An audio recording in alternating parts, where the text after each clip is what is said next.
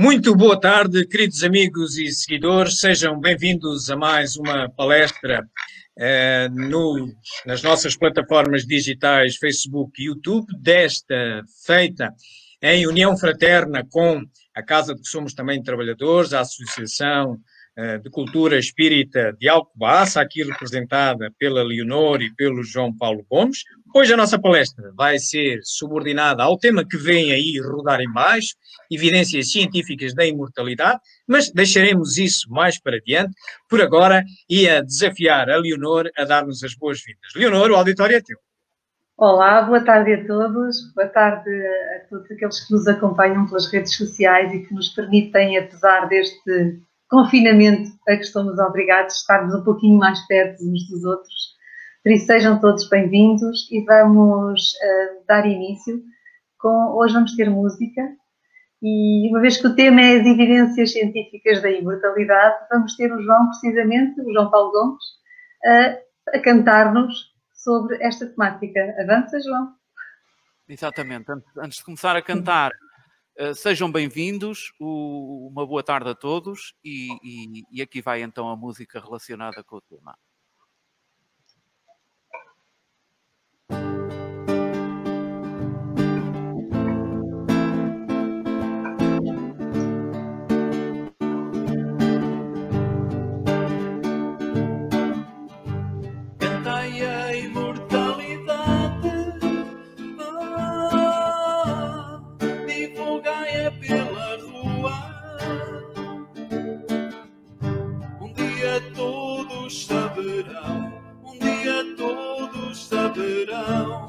Que a vida continua. Cantai a imortalidade, divulgai-a pela rua.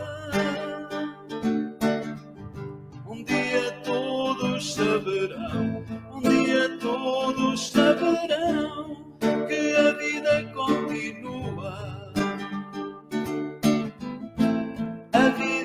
Para além da morte não é mais uma quimera, é evidência tão forte que a vida dá suporte e te entra pela janela. Não é possível ignorar tanta pesquisa e investigação, visões no leito de morte, é que é transcomunicação. Tantos casos de reencarnação, um pouco por todo o mundo, cientistas a despertar, a descobrir e a analisar o que Kardec vai apresentar. Cantai a imortalidade,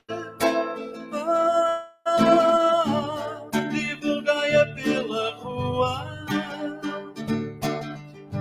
Um dia todos saberão, um dia todos saberão que a vida continua. Cantai a imortalidade, divulgai-a pela rua. Um dia todos saberão, um dia todos saberão que a vida continua. Com mensagens espontâneas dos seres espirituais, vêm alertar o homem, afirmando em toda a parte que nós somos imortais.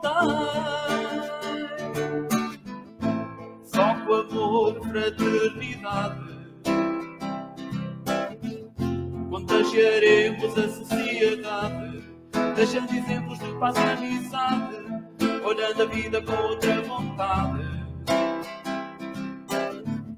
influenciando a humanidade. Ciência, filosofia, de consequências morais,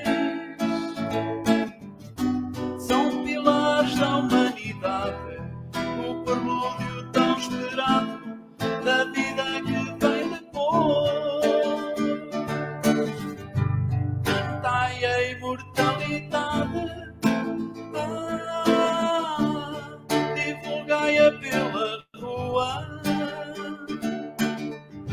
Um dia todos saberão, um dia todos saberão que a vida continua. Cantai a imortalidade, divulgai-a pela rua. Um dia todos saberão, um dia todos saberão que a vida continua. Ai, que a vida continua, porque a vida continua.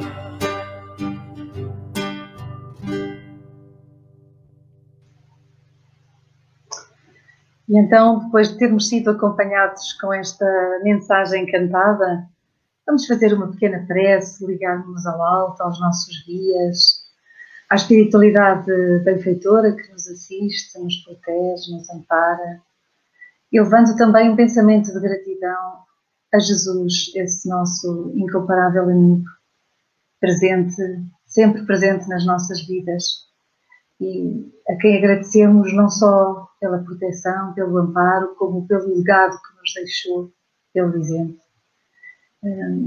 Agradecemos também a Deus o Criador, pelo que nesta sua obra, que já conseguimos vislumbrar um pouco da sua justiça e da sua bondade, nas leis que nos regem, e que é um pouco disso também que vamos hoje na palestra perceber, essencialmente perceber que somos estes seres imortais, com todas as oportunidades que a imortalidade nos permite.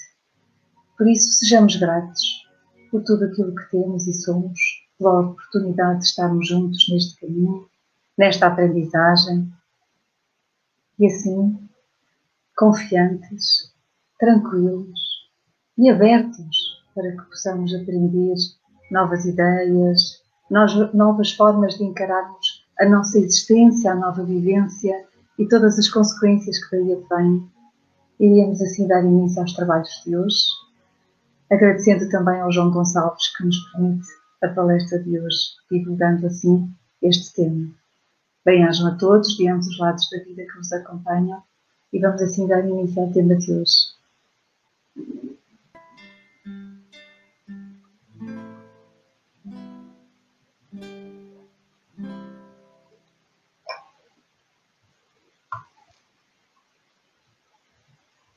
Então, boa tarde, meus amigos. Com estes acordes finais, carregou-se a nossa bateria para então nós agora podermos conduzir a palestra de hoje. Tal como vos dissemos, a palestra de hoje vai ser subordinada a este tema: evidências científicas da imortalidade. Julgamos nós que, filosoficamente, para comprovar a imortalidade, necessitaremos de, a montante, comprovar a existência do espírito e da reencarnação. E porquê? Porque temos que demonstrar que algo sobrevive ao corpo. E aí é imortal, no sentido de que teve um início, mas não tem um fim. Isto é, sobrevive ao corpo. Digamos que é o espírito. Há um ente inteligente que sobrevive. Mas, para termos depois a certeza mais sólida, melhor ainda será verificar se esse ente volta a ter uma existência física, uma reencarnação, e que poderá, inclusivamente, comprovar, validar existências anteriores. Por isso, entendemos que, filosoficamente, este será o caminho mais correto e, então, vamos escolher para comprovar exatamente o princípio da imortalidade, a montante justificar e comprovar o princípio da existência do espírito e da reencarnação. De alguma forma, encontramos aqui esta ideia já espelhada neste primeiro slide, este primeiro gráfico.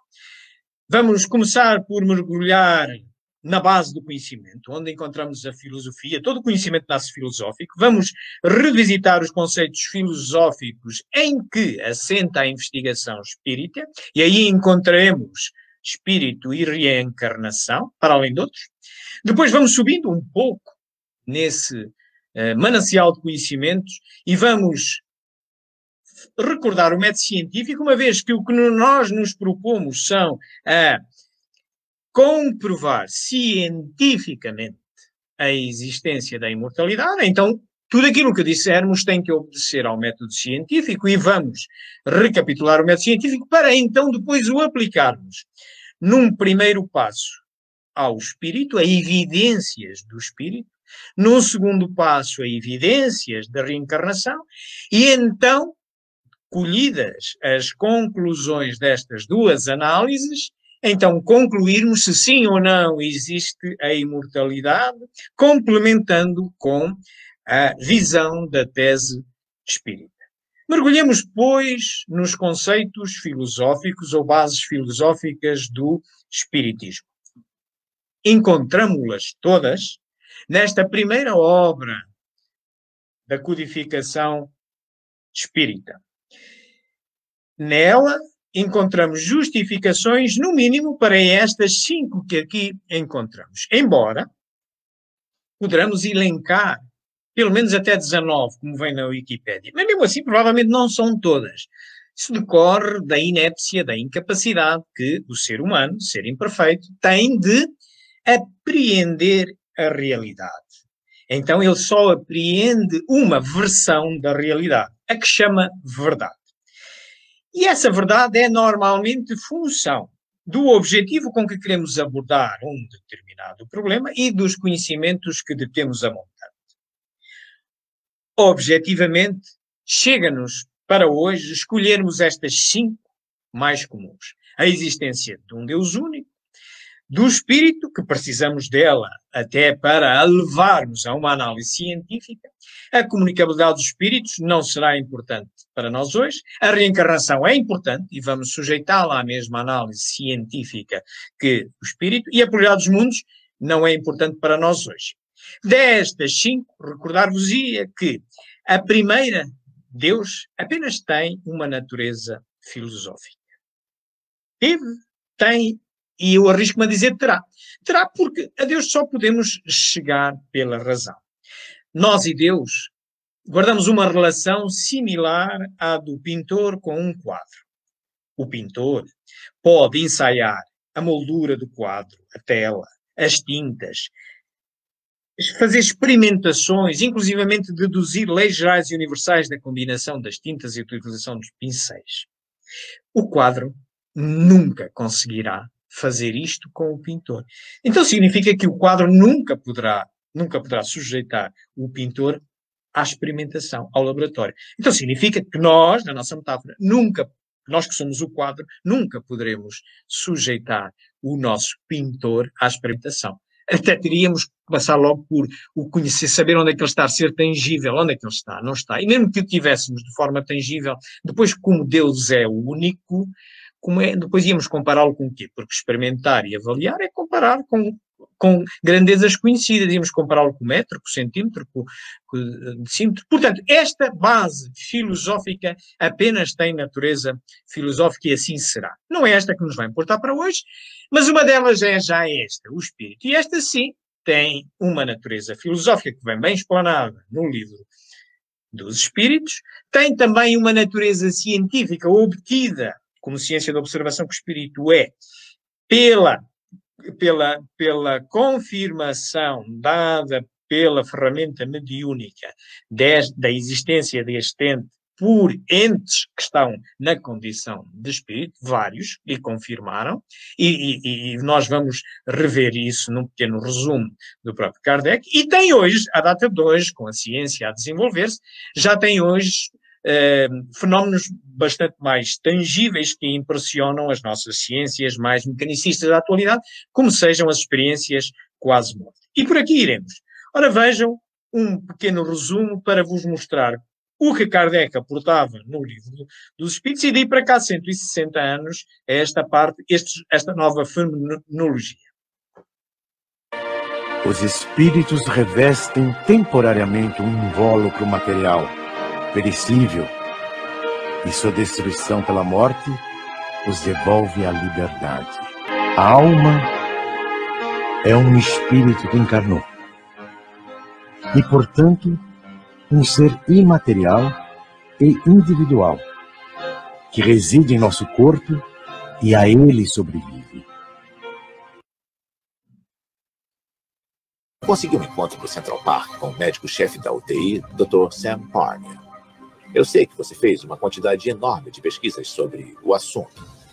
Sam estudou mais de 100 sobreviventes de paradas cardíacas, pessoas que estavam tecnicamente mortas e que voltaram à vida.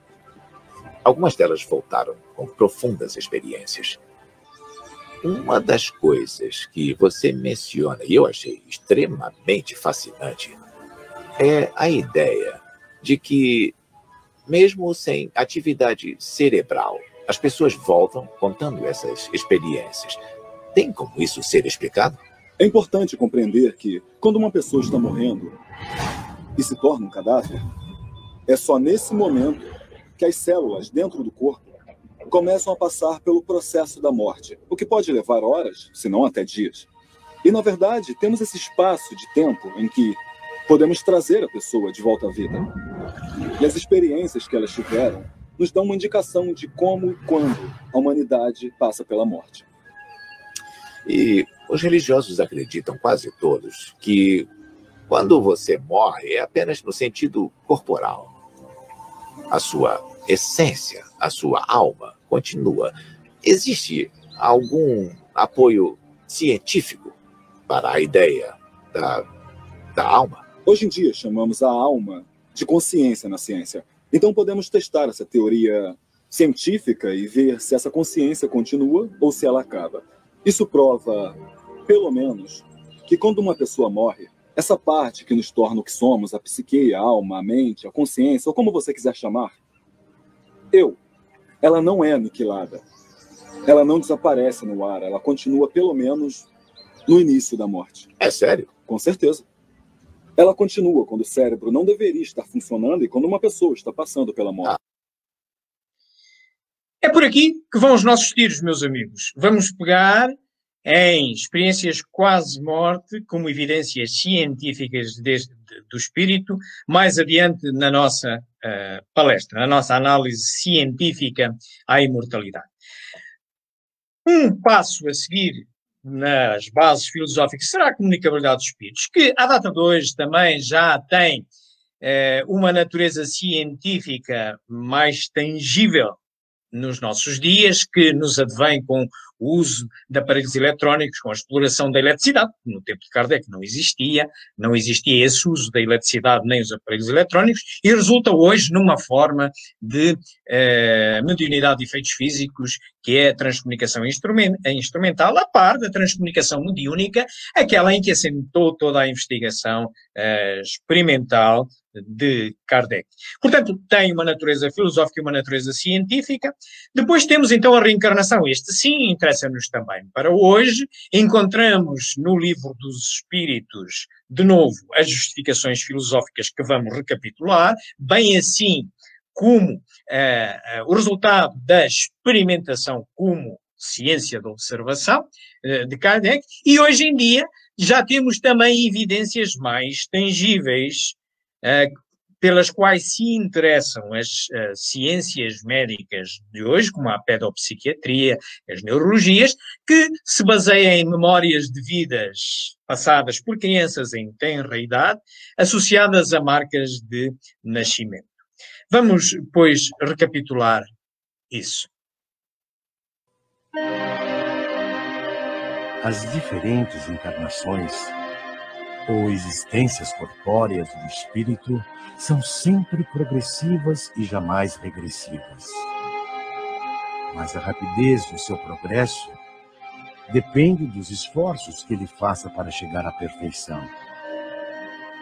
A vida terrena seria assim uma espécie de escola, em que os alunos, embora nunca regridam às séries anteriores, são obrigados a repetir de ano até compreenderem o que lhes foi ensinado. O principal objetivo da reencarnação reside no melhoramento progressivo da humanidade.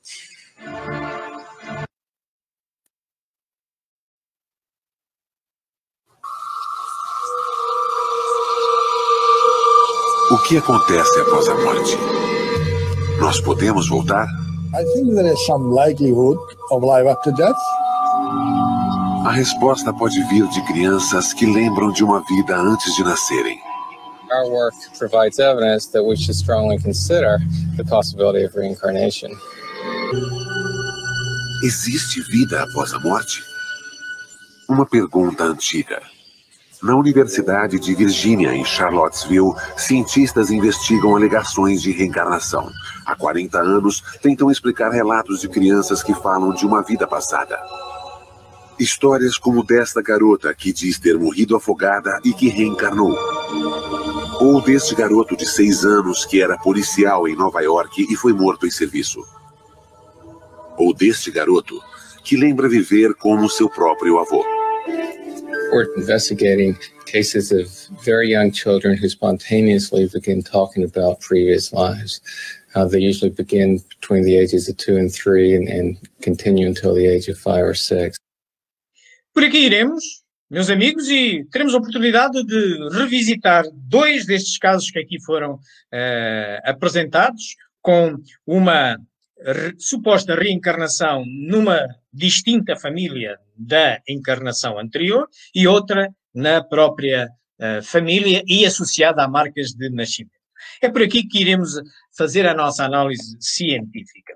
Por fim, teremos também a pluralidade dos mundos, que não nos interessa hoje detalhar de forma científica, mas conheçamos que, para além da natureza filosófica e científica, por via da comprovação das mensagens que foi recebendo através de vários médiuns, Kardec tem-nos ao dia de hoje fundamentalmente 2 ciências mecanicistas do nosso tempo, a astronomia e a física quântica, que investigam uma à busca de exoplanetas, planetas parecidos à Terra, no pressuposto que, se há vida na Terra com estas condições, se encontrarmos planetas parecidos, também pode haver vida, e a física quântica através das várias dimensões do nosso universo ou de universos paralelos, onde têm que estar aqueles entes que não têm corpo e nós não vimos, mas continuam a existir, que são imortais. Não é por aqui que vamos hoje, portanto, como eu vos disse, como vamos para uma análise científica, teremos obrigatoriamente que recordar o que é o método científico. O método científico tem todos estes passos que aqui encontramos. A ciência é filha da filosofia. É filha da filosofia porque, enquanto filosoficamente se pode endereçar tudo, inclusivamente aquilo a que não se pode tocar, o caso de Deus, mas pela razão podemos intuir que ele existe e justificar que ele tem que existir, já pela ciência nós só poderemos ir sujeitar ao laboratório parte de todo o conhecimento. Aquele que é tangível, aquele que se pode levar a um laboratório, ensaiá-lo e ler dele leis gerais e universais. Portanto, aí essa relação entre filosofia e ciência, ou seja, a mãe filosofia, a ciência filha, porque é um conjunto menor. O método científico começa por se observar um determinado fenómeno, neste caso vamos observar experiências quase-morte e memórias de vidas passadas associadas a marcas de nascimento por unidos em tenra idade. Vamos fazer perguntas se aquilo se adequa ou não ao que está preconizado como sendo o espírito ou a reencarnação nos termos em que a filosofia e ciência espírita conhece, e vamos levantar uma hipótese ou várias hipóteses. Hipó, pequeno, tese, justificação. Nesta primeira fase, intervém fundamentalmente a filosofia, isto é, a razão. Digamos que é uma fase, dentro do método científico, uma fase essencialmente filosófica. Porquê? Porque vamos tentar, com a razão, portanto, justificar uma crença que se tem por verdadeira, neste caso, espírito e reencarnação. Na linha que o pai da filosofia, Platão, assim definiu. Que filosofia era justificar uma crença que se tem por verdadeira. A partir daí, tendo uma ou várias hipóteses, nós então vamos sujeitá-la à experimentação. Vamos ver qual das hipóteses portanto, as justificações que nós levantamos, se aguenta com a fenomenologia, dá resposta mais cabal à fenomenologia. E claro, há de haver provavelmente uma que se aguenta melhor e outras temos que a desperdiçar, ou mesmo existindo só uma que se está a aguentar melhor, mas se calhar ainda temos que a reformular. Portanto, até que ela vai ser promovida a tese, mas que nada tem de absoluto, uma vez que estamos num exercício humano, de inteligência humana, e hoje a nossa inteligência, com a perfeição que tem, consegue deduzir determinadas leis e amanhã tem que revê-las, e nós vemos isso em todas as ciências, inclusivamente também na espírita. Ora, no caso do laboratório espírito, como ciência de observação, ele assemelha-se muito, e metaforizando, à astronomia. A astronomia, para o seu laboratório, como ciência de observação, utiliza a luneta, o telescópio. E então, ao observar um determinado corpo celeste, se eu esta noite observar um determinado corpo celeste, que julgo eu que nunca ninguém tinha observado, só eu é que estou a observar, isso de momento não tem natureza científica alguma. Não quer dizer que não seja verdade, não, eu até estou a ver e estou a conseguir observar. Mas para ter natureza científica, eu tenho que publicitar as coordenadas onde eu estou a observar esse ponto, publicitar as características que eu leio desse corpo celeste, e então os outros astrónomos ao redor da Terra apontarem também, se estiverem interessados, as suas lentes, os seus telescópios, e confirmarem a observação que eu fiz. Assim ocorre na ciência espírita. O que é que Kardec fazia? A luneta de Kardec era a luneta mediúnica. E ele então, através de determinada luneta mediúnica, ele também observava o outro mundo, não é o outro corpo celeste, mas é o outro mundo, fazia perguntas para lá e ia registando a resposta. A observação era a resposta. Depois mudava de luneta, o mesmo é mudar de local na Terra com um outro observatório, com outro telescópio, e fazia a mesma pergunta a ver se obtinha a mesma resposta, a mesma observação. E só ficou com aquelas que se mutuamente confirmavam. Ora, isto é o que nós chamamos ciência, que é a crença verdadeira justificada, que depois é comprovada. É o método experimental, uma das ferramentas possíveis no método científico. E claro que, mesmo assim, sempre aberto a evoluções. Ora, o espiritismo também o é. Ora, reparem, o sabor filosófico do espiritismo, se forem a esta obra, que é uma das obras fundamentais da codificação espírita, o Evangelho segundo o Espiritismo, se forem ao capítulo 19, que tem por título A Fé Move Montanhas, uma das máximas de Jesus no Sermão da Montanha, se formos ao parágrafo 7, está lá dito uma frase que já provavelmente terão ouvido. Fé inalterável é só aquela que pode fazer frente à razão em qualquer idade da humanidade. Soa-vos isto, a filosofia, a justificar as crenças que se têm, inclusive a nossa fé, que está muito relacionada com as crenças? Pois a mim soa. E quando vamos para o laboratório espírita, se nós formos a este primeiro manual científico do Espiritismo, que é conhecido com outra obra fundamental do Espiritismo, o Livro dos Médiuns, porque contém todas as leis gerais e universais das várias capacidades mediúnicas de então, do tempo de Kardec. Nós, se formos ao capítulo 20, no item 230, encontramos uma mensagem do Espírito Erasto. Espírito Erasto, um espírito superior, que nos diz assim: mais vale ignorar 10 verdades que acreditar numa única mentira. Soa-vos isto à pressão que qualquer cientista, espírita ou de outra qualquer ciência tem que exercer sobre as várias hipóteses no sentido de ver qual é a que melhor esclarece, tira as dúvidas e explica o fenómeno, nos mostra as leis gerais e universais do fenómeno que estamos a observar? Pois a mim soa. Mas mesmo assim, quando se chega a uma tese, nada tem de absoluto, é temporário. Como em todas as ciências, e Kardec adverte-nos também para isso. Numa outra obra, que é uma obra fundamental também da codificação espírita, de natureza essencialmente científica, é a Gênese, em que logo no primeiro capítulo que fala das características da filosofia espírita, no parágrafo 55, é lá dito que o espiritismo, como ciência, vai ao lado das outras. Se em algum momento uma nova e melhor verdade se revelar relativamente àquela que o espírito tem para explicar um determinado fenómeno, o espiritismo aceitará. Seja por investigação espírita, seja por investigação das outras ciências. Portanto, aqui está a natureza filosófica e científica do espiritismo, que não é nenhum dogma. É uma filosofia e ciência não desencarnada. É muito viva e compete-nos a nós continuar o excelente trabalho de Kardec.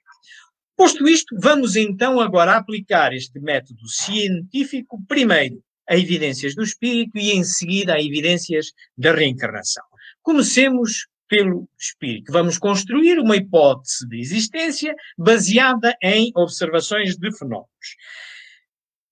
Os fenómenos que nós vamos observar são o fenómeno de coma, com memórias posteriores muito interessantes, que vamos ver, que indiciam a existência de um ente que continua a funcionar apesar do cérebro estar praticamente parado, e depois vamos mesmo às experiências quase morte, em que comprovadamente temos paragens cardíacas e paragens cerebrais confirmadas pela tecnologia de hoje, eletrocardiogramas, eletroencefalogramas e ressonâncias magnéticas funcionais. Ora, vamos lá construir uma hipótese de existência. Vamos observar o primeiro passo do método científico.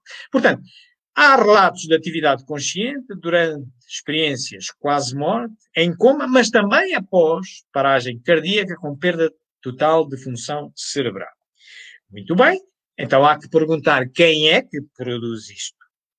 Porque se há memórias após um coma e se há memórias após coração parado e cérebro parado, então não é o cérebro que produz a consciência, como nós já tínhamos visto o Dr. Sam Parmier a falar. Ok? E já vão reconhecendo que há uma consciência não local, psique ou alma, enfim, vão utilizando vários termos.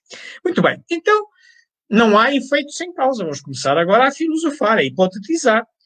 Não há efeito sem causa. Portanto, isto tem que ter alguma causa. Se há consciência para além da morte cerebral, ela não pode ser produzida pelo cérebro. É lógico, não é? Se não é produzida pelo cérebro, então não é local. E sobrevive à morte. Sobrevive à morte do cérebro. À paragem do cérebro. Se é ente sobrevivente à morte e mantém consciência continuada, mas individualizada, então é espírito, na linha conceptual da ciência espírita. Então, como hipótese, estamos em condições de elaborar esta.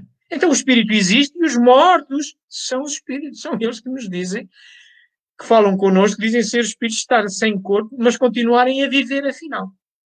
Vamos então olhar para evidências. Vamos começar por uma situação de coma com a senhora Julie Papy Evans há uns anos. Vamos ver. Julie Papy Evans In 1997, Julie Papievis was involved in a horrific car accident. She was 29 at the time and was driving home from a shopping trip when a young driver jumped a red light and crashed into her car at 50 miles an hour.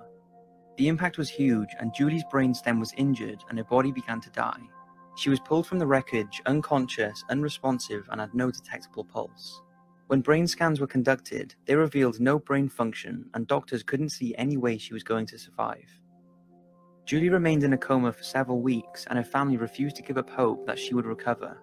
They prayed for her survival, and against all odds, and to the astonishment of doctors, Julie woke up just 6 weeks after the accident. She was very limited physically, unable to eat, hear properly, or control any of her bodily functions. But when waking, she believes it was a moment when she had died and saw a glimpse of heaven, and this is how she described it. It was so vast, and there was no real beginning or end to it. It was just perfect peace. I knew that I was there in that place because I was dead. I knew that, and I was not afraid. I was not afraid to be there, I was happy. It was like I was home and I wanted to stay there. Julie also recalls seeing her deceased grandmother who was telling her to go back, saying, "Your body will heal, go back and be happy." Julie is convinced she had died just long enough to experience some kind of afterlife, with her next memory waking up from her coma. Julie started the long road to recovery and doctors are amazed at how far she has come. So was her vision just a dream, or do you think her mind or spirits did really go somewhere? It's interesting that if it was all in her mind, that despite her brain being practically non-functional, she was still able to visualize what she believes was an afterlife. Quem registrou estas memórias que ela trazia? De onde isto veio? Se as máquinas mostravam ela estar praticamente com a atividade cerebral parada?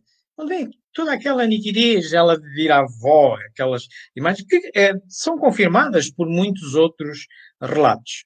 Pois são estas questões que vão hoje impressionando os cientistas. Vamos agora olhar para experiências quase morte, em que está mesmo garantido que tem os protocolos aceitos hoje pelas medicinas modernas, de morte. Portanto, vamos ver casos de sobrevivência, vamos ver um estudo de 300 e tal casos, conduzido pelo Dr. Pim van Lommel, este senhor que escreve um livro, que é este, eu tenho a versão em espanhol, mas poderão encontrá-la em português, Consciência no Além da Vida, no Mais Além da Vida. Este senhor é um cardiologista. Começou o seu trabalho de cardiologista em 1969. E foi, ao longo de vários anos, até 2001, fez um estudo envolvendo 344 pacientes. Destes pacientes, todos, destes 344, houve 62 pacientes que conseguiram sobreviver a um estado de paragem cardíaca, seguida de paragem cerebral, confirmada por eletrocardiograma, paragem cardíaca, e a paragem cerebral por eletroencefalograma e ou ressonância magnética funcional. Isto é, reuniam os protocolos de morte. Só por insistência dele e da sua equipa, eles tentaram ressuscitar com desfibriladores, etc., estas pessoas, das quais, desses 344, 62 sobreviveram e vieram contar as suas impressões, muito parecidas com as que a Julie Papievis, naqueles 6 meses de coma, depois contava. Por exemplo, fazendo um gráfico dos dados que se encontram nesse livro, da sua investigação, cerca de 60% dos casos, desses 62 sobreviventes, revelavam emoções positivas, tal como a Julie referiu. Consciência de estar morto, estarem numa outra dimensão, de onde nem queriam regressar, como a Julie também. Experiência fora de corpo. Alguns fazem descrições de se estarem a observar numa sala de operações e a verem o seu corpo e eles a trabalhar. Há umas anedotas engraçadas até contadas nesse livro. Uma delas, muito rapidamente, conto-vos. É um jovem com 40 e tal anos que tem uma daquelas placas, umas próteses dentárias, que era uma placa metálica, depois com dentes. E ele entra nas urgências com uma paragem cardíaca e passado um bocado, portanto, eles necessitam de começar a tentar recuperá-lo como desfibrilhador, e uma das regras é retirar-se tudo que seja metálico. Então, tiram-lhe rapidamente a prótese e metem numa gaveta do carro, e ele inconsciente.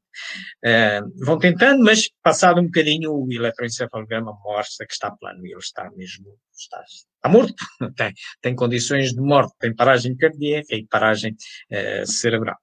Mas eles continuam a insistir, e passados cerca de 9 minutos ele recupera outra vez a consciência, recupera o pulso, recupera a consciência, e recuperou, e quando o professor Pim Van Lommel vai falar com ele passado uns dias, era assim que ele fazia a sua investigação, olhando para as impressões que eles diziam, ele refere exatamente isto, em que ele diz que ele estava a observá-los de cima, e até diz ao professor que, olha, a minha placa. E ele diz, epa, olha, naquela confusão toda, nós de facto tiramos-lhe a placa, tivemos que aplicar desfibrilhador e tal, mas eu não sei onde é que a pusemos, mas eu vou falar com o enfermeiro. E ele diz, olha, diga ao enfermeiro que vá ao carro número 12, à gaveta de cima, a gaveta que está mais em cima. Está lá a placa. Como é que você sabe disso? É que eu estava de cima a ver. E não é que estava mesmo. Pronto, isto tem lá várias... Ele é um indivíduo bem humorado e tem lá várias anedotas deste género. Reais, justamente reais. Movimento por um túnel é muito comum. E nós todos conhecemos isto de vários relatos e de vários livros. As pessoas dizem que têm essa sensação de ver um túnel com luz, e nesse túnel há lá luz, até vêm encontros com falecidos, vêm às vezes falecidos receber-nos. Portanto, há a observação de cores, tal como vimos a Julie Papi Evans também a referir, observação de paisagem celestial, uma visão retrospectiva da vida. É engraçado, há 10% dessas pessoas que referiram a tal visão retrospectiva da vida, que no Espiritismo temos esse dado experimental referido, que ao terminarmos cada encarnação, nós temos um momento de confronto entre o plano que tínhamos para a encarnação, junto com os nossos mentores espirituais, e aquilo que fizemos, de tal maneira que depois podemos aquilatar do que é que nós pretendemos fazer de futuro noutra encarnação, depois de passar a perturbação normal do passamento. Uma presença de uma fronteira também. Portanto, meus amigos, isto prova claramente que há um ente que, afinal, sobrevive à morte, pelo menos naqueles minutos iniciais, como tínhamos visto no início, naquele filme, e que, de acordo com o que a filosofia e a ciência espírita já estabelecia, é espírito. Quero-vos demonstrar mais adiante que é mais propriamente a alma, mas a seu tempo lá veremos. Por agora basta-nos considerar ser o espírito. Ora bem, era isto que tínhamos para o estudo científico de evidências que apontam no sentido da existência deste ente imortal, que é o espírito, mas, como vos disse, para termos uma segurança mais forte, melhor será agora que consigamos comprovar que este espírito depois até consegue voltar a encarnar. E alguns vêm com experiências de vidas passadas. Então, o que garante a ligação, o fio condutor de uma vida física passando na erraticidade e vindo a outra. Isso chama-se reencarnação. As evidências que vamos analisar cientificamente são exatamente memórias de vidas passadas por crianças de tenra idade, e associadas a marcas de nascimento. Quando há estas memórias associadas a marcas de nascimento, a ciência aqui realmente fica perplexa e já não tem como encontrar tão facilmente outras justificações. Vamos na mesma seguir o mesmo processo, aplicando o método científico, olhando para estas evidências e construindo uma hipótese de existência. O que é que nós observamos? Observamos relatos conscientes de vidas passadas por crianças, tem idade, nós vimos o Dr. Jim Tucker, o pedopsiquiatra, naquele filme inicial, referir, aí até os 6 anos de idade, e marcas de nascença compatíveis com acontecimentos nessa vida, com a forma como morreram. Vamos ver inclusivamente um caso disso, que tem uma marca de nascimento compatível com a forma violenta como morreu na última encarnação, dito por ele e comprovado depois com uma certidão de óbito do ente que tinha morrido. Então, serão seres reencarnados, vindo a contar com detalhes uma vida passada e com marcas de nascimento? De novo, não há efeitos sem causa. Se há consciência de factos não vividos nesta vida consciente, com este cérebro a funcionar, das duas uma, ou é imaginação, ou então é evidência da reencarnação, uma das duas. Se é imaginação, é produzida pelo atual cérebro, mas é de uma fertilidade muito questionável quando há coincidências com relatos formais da vida de pessoas falecidas antes do nascimento da criança. Ainda por cima, às vezes começam aos 3 anos, já começam a contar coisas do que vinha de trás.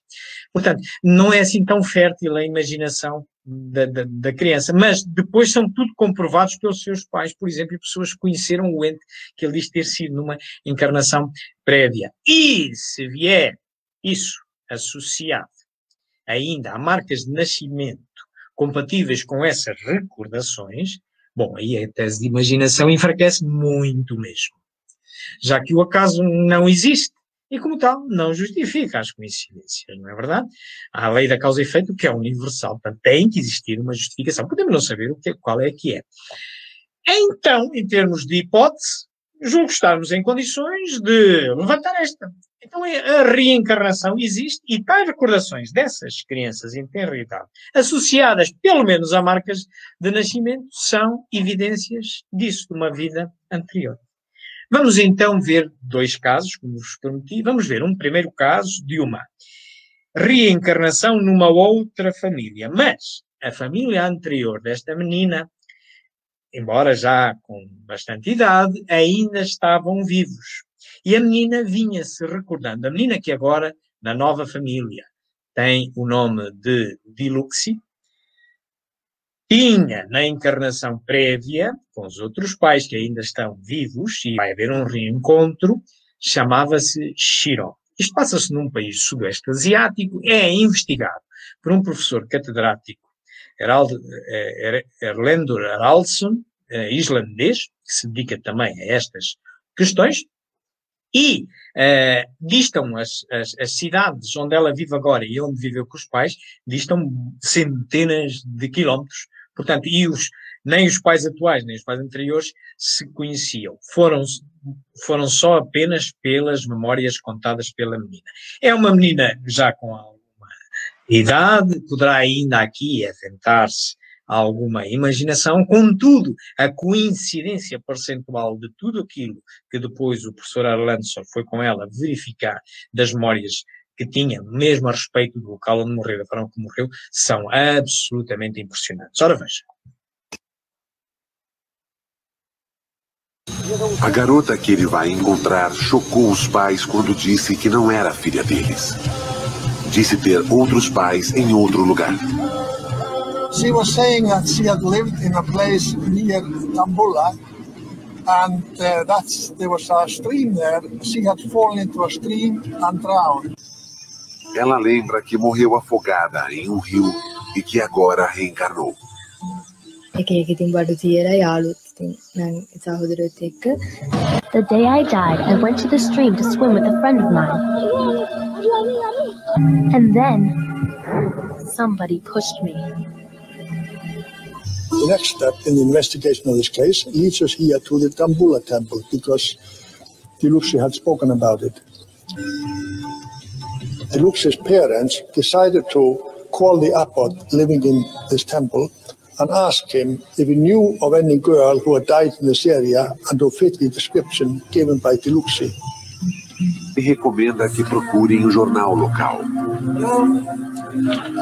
Um amigo do abade, jornalista, decidiu investigar o caso após falar com o monge.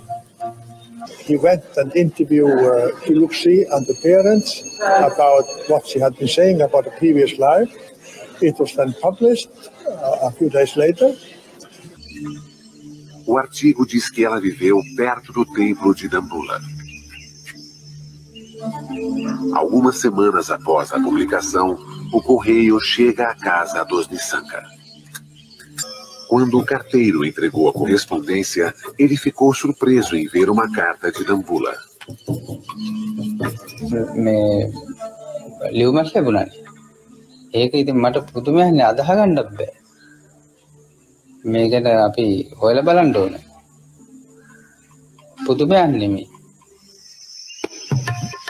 A carta finalmente convenceu os pais de Diluxi. Eles iriam levá-la para o lugar onde ela acha que morreu.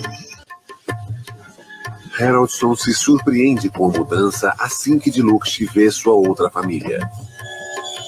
É menos tímida e parece se encaixar melhor nessa família. Ela poderia ser esta garota reencarnada?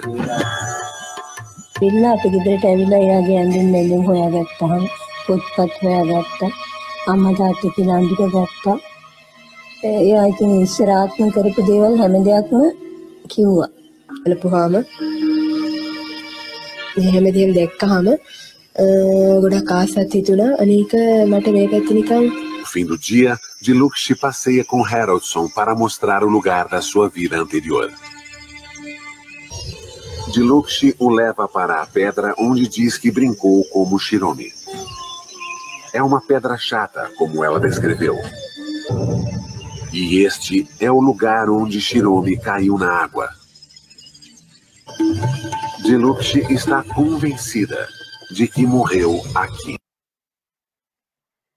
Ora, aqui vemos, meus amigos, a coincidência de recordações com o real. Tudo na memória que foi sendo aplicada do que ela se lembrava, pela moça, e que nos leva, de facto, a perguntar como é que ela sabia de tudo isto. Mas, de novo, admitamos ainda que, dada a idade da moça, quando se produziu esta investigação, já era um bocadinho mais avançada, e não há aqui marcas de nascimento, ainda poderia ganhar havia algum espaço para a imaginação. Mas agora, então, vamos complicar as coisas. E vamos ver um outro caso, e este caso já é um caso de uma criança em tenra idade, que se recorda de ter sido seu avô. Portanto, é na mesma família. Este menino chama-se Ian, a sua mãe é Maria, e ele recorda-se de ter sido pai de Maria. Portanto, o pai de Maria tinha morrido antes de ele nascer. Obviamente, tinha que ser assim. E ele morre com um tiro no coração. O pai de Maria. E o menino encarna com uma marca de nascimento exatamente no sítio onde se confirma pela certidão de óbito que entrou a bala na existência anterior. Esta investigação é conduzida por outro cientista, e nem o anterior é espírita, nem o Pim Van Lommel, que socorremos para a investigação do espírito, nem este, o Jim Tucker, é espírita. Talvez sejam espiritualistas hoje, talvez, mas espíritas não são. Ora, vejamos então esta. Pela primeira vez, estas marcas de nascença dão uma prova física verificável que sugere reencarnação. Pensacola, a casa de Maria Hagdorn. Ela tem 2 filhos, Mia, de 2 anos, e Ian, de 5 anos. Ian está muito doente. Seu filho sofre de uma rara doença do coração. Quando se esforça demais, fica sem ar e desmaia. Ian sofreu 6 cirurgias antes de fazer 4 anos. Ian had underdevelopment of the pulmonary valve, which is the artery right here we see in this drawing, and that caused the right side of his heart not to develop as well. And what that leads to is a lack of oxygen in his blood. So it's a condition where he is essentially suffocating because not enough oxygen is delivered to the brain and to the rest of the body. O que traz Jim aqui é um evento que ocorreu 1 ano antes de Ian nascer. My dad was a police officer, and he walked into Radio Shack, and he could tell something was going on. 2 guys up at the front desk pulled a machine gun out of their overcoat and pointed it at the manager. And my dad pulled his revolver and said, "Drop your weapons, I'm a police officer." And somebody was shooting him quite immediately after he said that. Jim e Maria revêem a autópsia do pai. A causa da morte se destaca para quem a lê. Seu pai morreu devido a uma artéria pulmonar rompida causada por um tiro. A mesma artéria que faz Ian sofrer. Mas algo mais estranho aconteceu. The first time was when he was about 3, and I was doing some work in my office, and he was making quite a bit of noise, and I had threatened him with a spanking if he didn't quiet down. And he stood there and looked at me and said, "When you were a little girl and I was your daddy, lots of times you were bad and I never spanked you." Growing up, we had 2 cats, a black cat and a white cat, and the black cat was Maniac, and the white cat was Boston. So one day I was doing something and Ian came over to me and he said, "Mom, when you were a little girl and I was your daddy, what was my cat's name?" And I said, "Maniac?" And he said, "No, the white one." And I said, "Boston?" And he said, "I used to call him Boss, right?"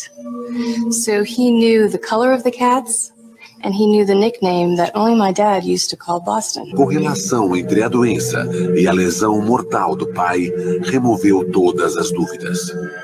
The birthmarks are something that's completely objective, and it's something that is beyond memory or beyond chance.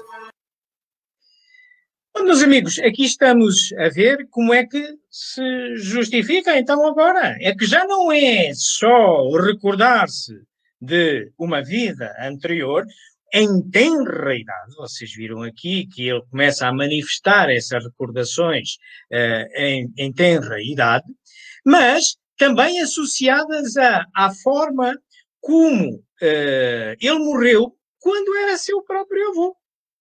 Comprovável por uma certidão de óbito na válvula pulmonar da artéria pulmonar.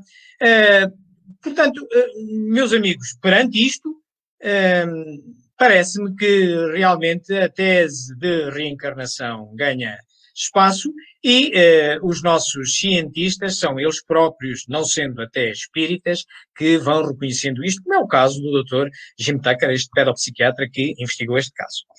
Posto estas questões, meus amigos, estamos em condições de afirmar que o espírito ou consciência não local, como chamaram os médicos que nós vimos, das experiências quase-morte, existe. E que a reencarnação também existe. E havemos de ver o que diz a tese espírita, mas, concluindo, porque é que afirmamos isto? Porque aqueles relatos conscientes dos que sofreram uma experiência quase-morte, na sequência de uma paragem cardíaca, com perda de função cerebral comprovada, são uma evidência da existência do espírito, de um ente que sobrevive. Espírito ou alma, já veremos. Quando chegar na tese de espírito. Por outro lado, em termos de reencarnação, que valida, complementa, reforça a tese da imortalidade, os relatos conscientes de vidas passadas, associados a marcas de nascimento compatíveis com acontecimentos nessa vida anterior, por crianças de tenra idade, são uma evidência da reencarnação. Portanto, somos imortais, meus queridos amigos. Tivemos um princípio, não temos um fim. Tal e qual já nos diz a tese espírita.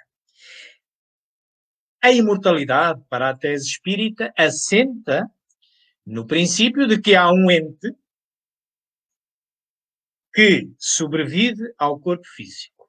Claro que se poderá questionar, e porque nas nossas conversas coloquiais muitas vezes entre espíritas usamos indistintamente espírito ou alma, poderá e deverá filosoficamente questionar-se se é afinal espírito ou é alma. Vamos entrar nesse pormenor e vou-vos já adiantando que é alma e vamos chegar às conclusões porquê. E por outro lado vamos ver também o que é que a tese espírita sobre a reencarnação também já nos dizia. Comecemos pela questão de quem é afinal o ente imortal. É o espírito ou é a alma? A codificação fundamental, ela é constituída nada mais, nada menos que 11 livros, e não os 5 habituais, que até lhe chamamos Pentateuco, não. E é Kardec quem o diz. Dilo neste catálogo racional de obras para se fundar uma biblioteca espírita, que é escrito exatamente no ano em que ele morre, portanto, e é publicado no mês logo a seguir, em abril. Ele morre em 31 de março de 69, é publicado. Ele deixa este livro, e neste livro podem encontrar 4 grupos de obras, e umas com o título de fundamental. E essas fundamentais são estas 11 que aqui estão. São as obras fundamentais para se estudar o espiritismo, para se fundar uma biblioteca espírita, para se dar formação espírita. Ora bem, e então temos esse conjunto de obras, temos 3 obras de caráter de iniciação, e esta é uma classificação da minha responsabilidade, estou apenas a alinhar o objetivo e a natureza dos conteúdos das obras, que é o resumo da lei dos fenómenos espíritas, esta é a primeira obra que vemos aqui em cima, no janelinha de iniciação. Depois, o espiritismo na sua expressão mais simples e o que é o espiritismo. São obras de iniciação e todos devem começar por aqui, antes sequer de ler o livro dos espíritos. Depois temos o livro dos espíritos e eu deixei-lhe aqui uma janela à parte, por ser a primeira obra e por decorrerem de partes do livro dos espíritos, todas as 4 seguintes que também são da codificação básica fundamental. E então temos o livro dos espíritos e depois, baseada no livro dos espíritos, temos o livro dos médiuns, o Evangelho segundo o Espiritismo, o céu e o inferno e a Gênese. E ainda temos aquilo que eu classifiquei de avançada, mas que são fundamentais, urge ler também. Temos a Revista Espírita, a Viagem Espírita de 1862 e os caracteres da Revelação Espírita. Portanto, meus amigos, querem estudar espiritismo, querem resolver dúvidas que possam ter como esta, e vamos resolvê-la por recurso a esta codificação fundamental, mas toda, porque senão não teríamos resposta para isso, têm que poder estudar todas estas. Então vamos olhar, dentro da codificação fundamental, quais são aquelas que nos fazem referências exatas à questão, à diferença alma-espírito. Ora, vamos então aqui às referências. Aquelas mesmas obras colocadas em tempo têm esta sequência. Primeiro é o Livro dos Espíritos, depois começa a Revista Espírita, depois o que é o Espiritismo, o Livro dos Médiuns, Divinação Mais Simples, e assim andando. E vem dali pelas estrelinhas quais são as de iniciação, quais são as bases, quais são as avançadas. Kardec, como ser humano que é, produziu algo que também não é uma obra perfeita. O Espiritismo não é uma obra perfeita. É a melhor interpretação da lei de Deus ao seu tempo. E que, necessariamente, é produzida por mentes encarnadas, inteligências encarnadas e desencarnadas. Portanto, e ele vai alterando, à medida que vai investigando, ele vai alterando os seus conceitos. Ele muda de opiniões bastantes vezes. Uma delas é nesta. Esta não é uma mudança muito radical, mas é um complementar das coisas. Porque, naturalmente, eu sei hoje mais do que quando era criança. Eu sei, a gente, ao longo do tempo, adquire mais experiência, adquire mais conhecimento. E assim acontece porque estamos no domínio de uma filosofia e de uma ciência. Ora bem, que obras referem taxativamente a estas questões? Estas 3 aqui estão. O Livro dos Espíritos, necessariamente, como base filosófica de todas as bases filosóficas, mas aí, de uma forma algo um pouco confusa, e já vamos ver, quase considera, se não desentendei, vocês não têm, a vossa linguagem é curta, a alma e espírito não é a mesma coisa, mas depois ele clarifica muito bem. Passado 2 anos, em 1859, e volta a confirmar em 1864, 7 anos depois de ter publicado o Livro dos Espíritos. Mais ou menos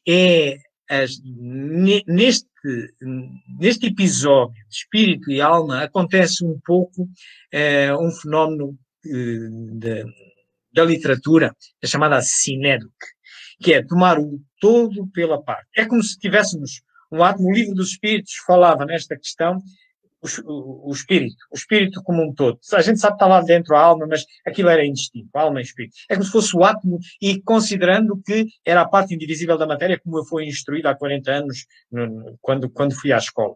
Mas, passados esses 40 anos, já hoje se viu que lá dentro do átomo afinal, abaixo do átomo, há 18 partículas. Portanto, e de facto, na obra o que é o Espiritismo e o que é o resumo da Lei dos Fenómenos Espíritas, já vem particularizado isto. O que é que de facto se passa? é aquilo que eu vos disse. No Livro dos Espíritos passa-se um caso particular da metonímia. Ora, reparai. Pergunta 135. Diz assim, há no homem alguma outra coisa além da alma e do corpo? Está-se a perguntar se entre alma e corpo já estava reconhecida alguma coisa. E ele diz, assim, há um laço que liga a alma ao corpo. Para esclarecer. O homem é, portanto, formado de 3 partes essenciais. O corpo, encantado, estava na raiz da pergunta. A alma, encantada, estava na raiz da pergunta. Ui, mas depois dá aqui já uma explicação que traz aqui um termo que não estava na raiz da pergunta. Espírito, encarnado, que tem no corpo. O que é isto? Mas, por enquanto, ainda é só uma perturbação. Agora vamos ao número 3, diz assim, o princípio intermediário ou o perispírito. Ok, que é a resposta ao que é que há entre a alma e o corpo. Substância de ser imaterial que serve primeiro envoltório ao espírito. Usando uma coisa que não estava definida, não está na raiz da pergunta. E liga a alma ao corpo. Bom, se substituíssem este espírito por alma, a coisa já batia certo, não era? Se fosse, serve primeiro envoltório à alma e liga a alma ao corpo. Está um fruto, gera e a casca. Mas pronto, foi o que saiu na altura, estamos em 57. Mas 2 anos depois ele vem clarificar bem as coisas filosoficamente. Na obra, o que é o Espiritismo? Obra de iniciação, por onde se deve começar, antes de ir ao Livro dos Espíritos. Não é por acaso que ele diz isso, logo em 61, no Livro dos Médios, no capítulo do método, na parte das noções preliminares. Ele diz, comecem pelo que é o Espiritismo. Exatamente, para quando entrarem no Livro dos Espíritos, vão ver outra coisa, mas têm que dar o desconto. Foi é mais antigo. Muito bem. E então é dito, aqui no segundo capítulo, parágrafo 14, o que é o Espiritismo, diz, a união da alma, do perispírito e do corpo material constitui o homem. 3 elementos. A alma e o perispírito, 2 elementos separados do corpo, constituem o ser chamado espírito. Estão a ver aquilo que ele estava a usar indistintamente. Não, mas o perispírito é um elemento integrante do espírito junto com a alma. E ele depois, na observação, esclarece tudo isto. Que a alma é um ser simples, o espírito um ser duplo e o homem um ser triplo. E ele diz, seria mais exato reservar a palavra alma para designar o princípio inteligente e o termo espírito para o ser material, formado por esse princípio inteligente, a alma e o corpo fluídico. E ele depois mais à frente diz, as palavras alma e espírito são, no uso, indiferentemente empregadas uma pela outra, é a figura que consiste em tomar a parte pelo todo. Sinédrico, uma forma de metonímia. E ele alerta, terminando filosoficamente, porém, é essencial fazer-se a diferença. E ele não tem dúvidas nenhumas, passados 7 anos, em 1864, no resumo da Lei dos Fenómenos Espíritas, que é outra obra de iniciação, na minha opinião, é a primeira por que toda a gente deve começar. E se nunca a leram, leiam. A versão mais recente tem 42 capítulos. Também a podem encontrar na Revista Espírita de abril de 1864. Tem 23 capítulos nessa altura, era a primeira edição. Mas lá vem bem referido de novo. 7 anos depois da publicação do Livro dos Espíritos. Portanto, mais madura, uma opinião mais madura. Quando a alma está unida ao corpo, durante a vida, ela tem um duplo envoltório. A alma, que há de ser o perispírito, e o corpo cá está. Um destrutível, que é o corpo, e o outro indestrutível, que é o perispírito. Mas indestrutível, mas calma, não acompanha sempre a alma. Por isso mesmo é que o ser que continua com a identificação, o perfil pessoal de cada um de nós, é a alma e não o espírito. Porque o perispírito vai se aurir as psicosferas dos planetas, dos mundos, onde se vai cumprir encarnações. É para isso que ele existe, é um intermediário entre a alma e o corpo. Então diz, a união da alma, do perispírito e do corpo material constitui o homem. A alma e o perispírito separados do corpo constituem o ser chamado espírito. Meus amigos, filosoficamente, é esta a verdade mais madura de Kardec. Ok? Ora bem, então, poder-se-á pôr a questão. Então, mas quem é que é o ser imortal realmente? O imortal será espírito e alma. Mas aquele que há de continuar repositório de todo o nosso conhecimento, onde está a inteligência e a memória, é mesmo a alma. Já que o perispírito, embora indestrutível, a gente se desfaz dele consoante muda de mundo, e em planetas divinos, pelo menos, não precisamos de reencarnar. Para que vamos precisar de perispírito? Para que vou precisar de um casaco no verão se está calor? Portanto, tentando agora explicar mais graficamente e buscando de novo aquelas obras que eu vos trouxe. A pergunta 135 do Livro dos Espíritos, o resumo da Lei dos Fenómenos Espíritas nos pontos 4 e 5, vamos ver em particular o 4, também podem encontrar na Revista Espírita, e o que é o Espiritismo, capítulo 2, pergunta 14. Portanto, nós já ouvimos dizer que há 3 elementos que constituem o ser humano. a alma, o perispírito e o corpo. Consoante se associam, assim dá origem a outros 3 seres. Ora, vamos escutar o que é que diz, o que é o Espiritismo, e também diz o parágrafo 4 do resumo da Lei dos A Fenómenos união Espíritas. da alma, do perispírito e do corpo material constitui o homem. A alma e o perispírito separados do corpo constituem o ser chamado espírito. A alma é assim um ser simples, o espírito um ser duplo, e o homem um ser triplo. Queridos amigos, espero não terem dúvidas agora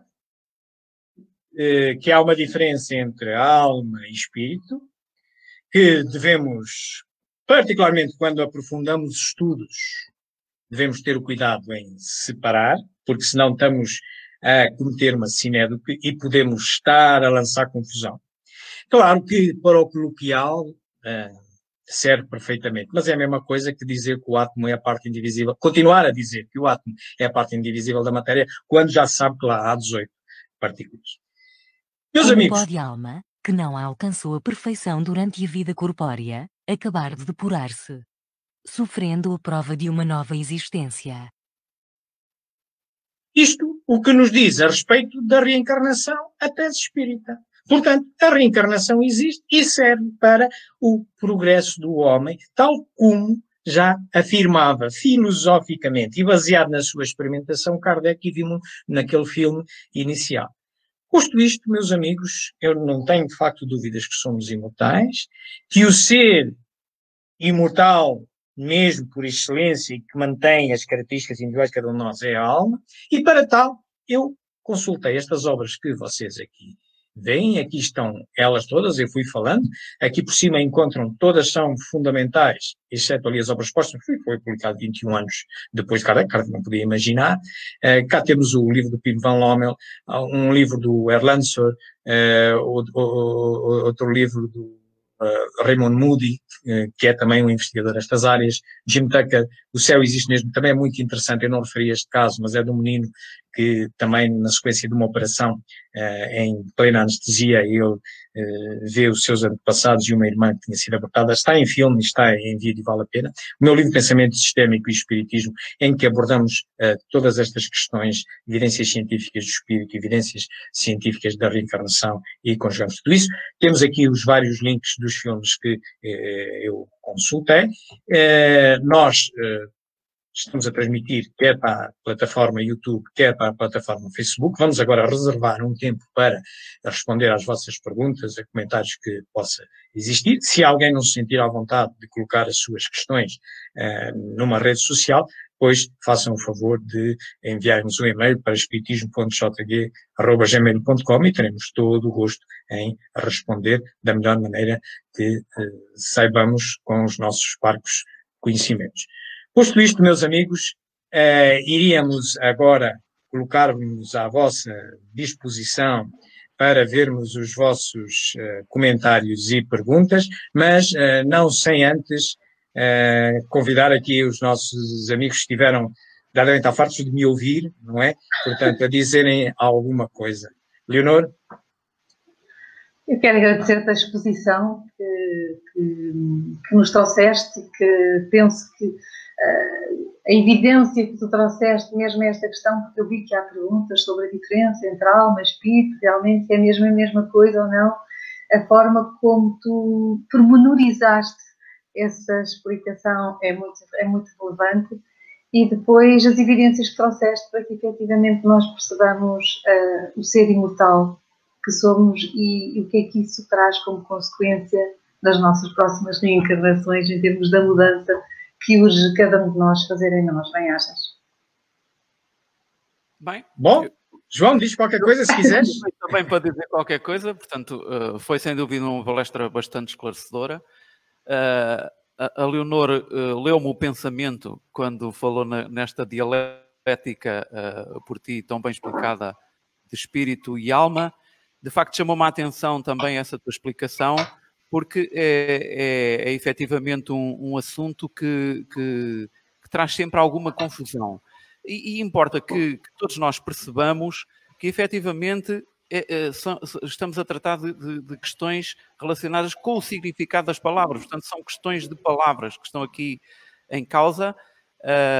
e bem disseram os espíritos da codificação, por várias vezes, a nós que nos entendêssemos quanto às palavras, bem que eles nos chamaram a atenção disso. E portanto, estou-me a referir exatamente à parte em que há aquela explicação toda que deste em relação ao facto de, enquanto seres humanos que somos, termos uma constituição tripla e enfim, não quero estar a repetir o que tu disseste, mas gostava de facto de reforçar. Portanto, somos constituídos tripla porque somos constituídos por 3 elementos distintos, ainda que perfeitamente entrosados entre si, não é? Porque, efetivamente, somos um único ser formado por 3 partes e então a ideia base é perceptível, é entendível, é comum ser conhecida. A questão depois do termo alma e espírito vem um bocado a reboque de uma interpretação que o próprio Kardec, como tu muito bem explicaste, portanto, a preocupação do Kardec no livro, e que agora puseste aí, e obrigado pela tua ajuda em teres colocado aí o item 14 do capítulo 2 do que é o Espiritismo, em que ele é muito claro quando diz, e vou tentar citar lendo o que está aí, que não é muito grande, mas que eu vou tentar ler. Portanto, principalmente, obrigado, principalmente, portanto, ele aí clarifica muito bem os conceitos, ainda que no livro dos Espíritos, e como referiste, o conceito de espírito esteja por vezes associado à essência inteligente, portanto, o ser imaterial e imortal, e outras vezes associado ao conjunto ser inteligente e o respectivo perispírito. Como? Desculpa, eu repeti-te, desculpa. Pronto, ok. Portanto, se no livro dos Espíritos, de facto, a palavra espírito é usada para, dependendo das circunstâncias em que aparece, para designar e caracterizar estas duas realidades, a preocupação de Kardec no livro O que é o Espiritismo, e como tu disseste, que é posterior ao livro dos Espíritos, portanto 2 anos depois, em que ele vem clarificar de uma forma muito natural, e essa preocupação está bem patente, quando ele diz, por exemplo, na observação, no segundo parágrafo, seria mais exato reservar, e estou a citar, seria mais exato reservar a palavra alma para designar o princípio inteligente e o termo espírito para o ser material formado desse princípio e do corpo fluídico. E, portanto, eu acho que isto, de facto, é bastante claro. E eu acho que a principal importância, de facto, desta clarificação é que isto, com ela, deixa de haver razões para toda esta dialética ser caracterizada eventualmente como sendo uma contradição, ou que as palavras por uns são usadas de uma maneira e por outro sendo de outras. Foi exatamente nesse sentido que a preocupação de Kardec teve na clarificação dos termos. Portanto, não havendo assim razões substantivas para a existência de confusões de interpretação.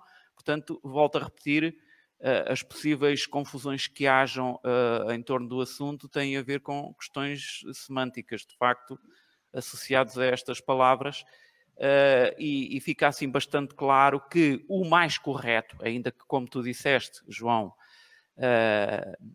enfim, no falar comum, são trocados os significados dos termos, mas o mais correto, de facto, é assinalado por Allan Kardec como sendo a palavra alma para designar a essência inteligente, o ser imortal, o ser imaterial, o termo espírito para designar a alma mais o perispírito, este conjunto duplo, não é? Portanto, deixando, na minha opinião, de haver qualquer razão para haver, enfim, outras interpretações que não estas, e já que sabemos e que foram explicadas por ti quais são os termos mais corretos a usar, que os passemos a utilizar da forma correta. Eu estou a perceber que a Leonor quer dar aqui qualquer achega.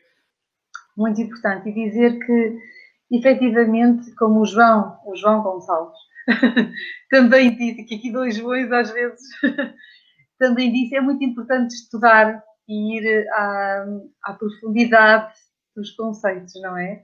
Porque senão é muito fácil entrarmos no que é comumente falado ou comumente dito e baralhamos os tais conceitos. E também dizer, só uma nota, que quando um médium vê o espírito de alguém, como nós dizemos, vê efetivamente esse tal ser duplo, porque o que vê é o perispírito, porque a alma, o ser inteligente, é invisível, até através do médium. Então, até aqui, não é?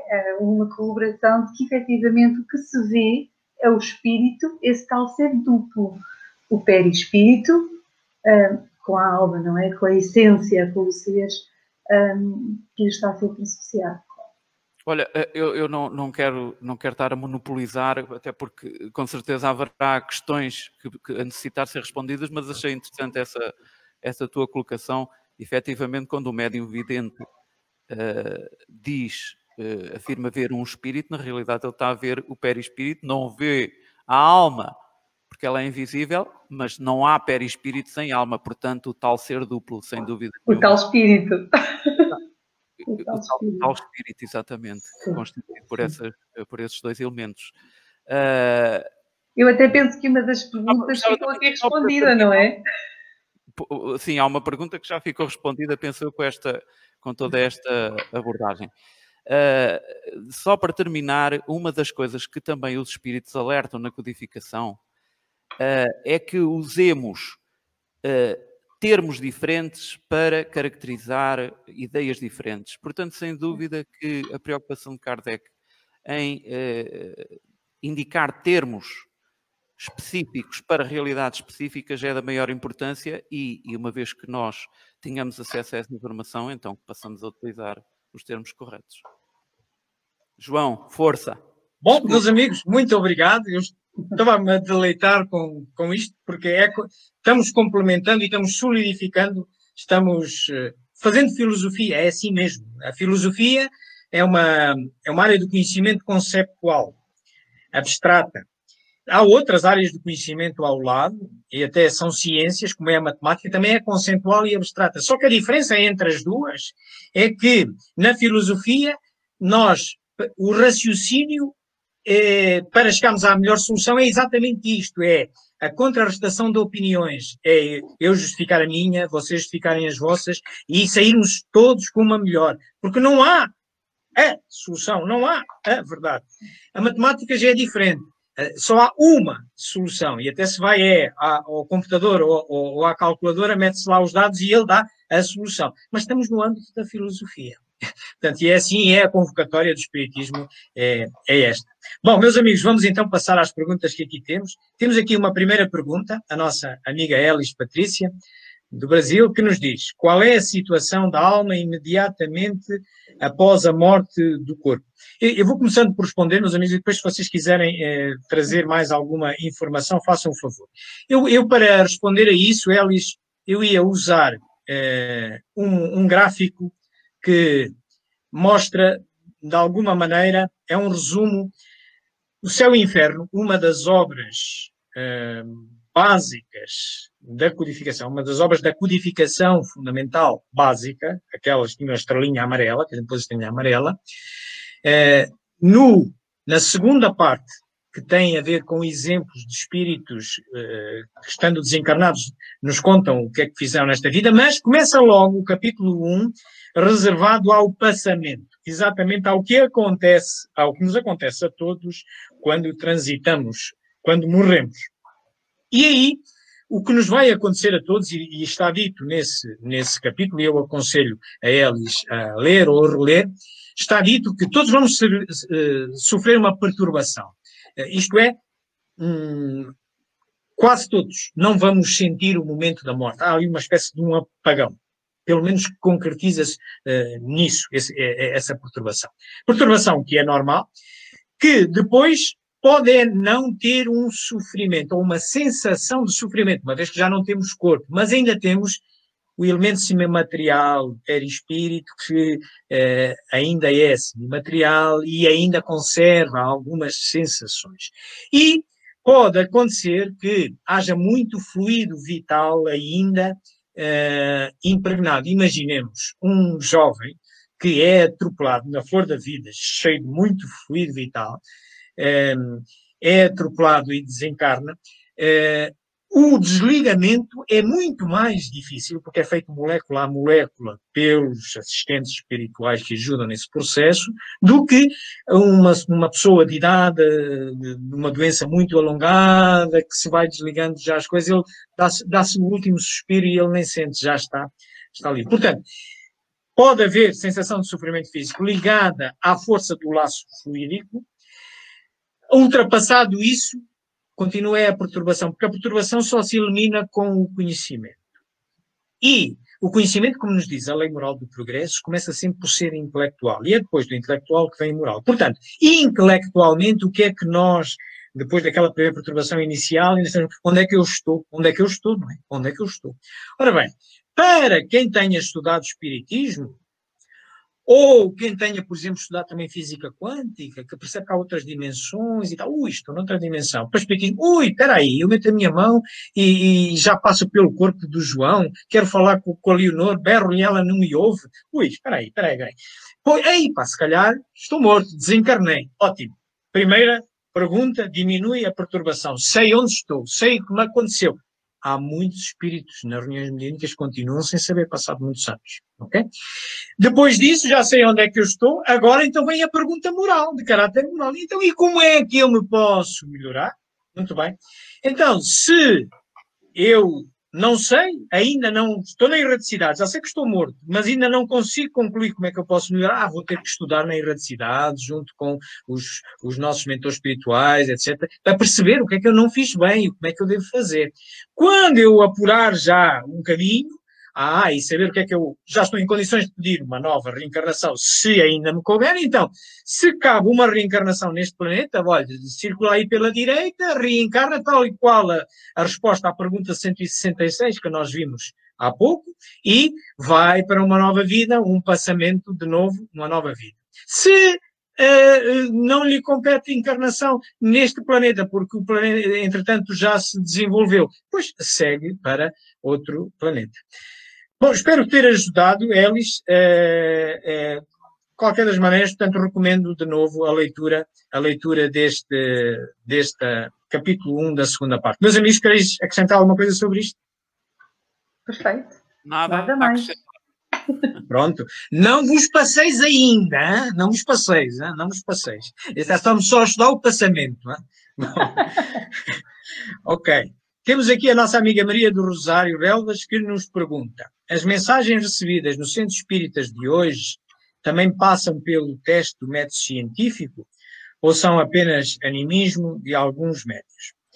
Bom, eu vou adiantando da minha experiência, dos vários centros que eu vou visitando ao longo do país, e tenho que reconhecer que raro ou quase nenhum é o centro que tem a metodologia que Kardec tinha.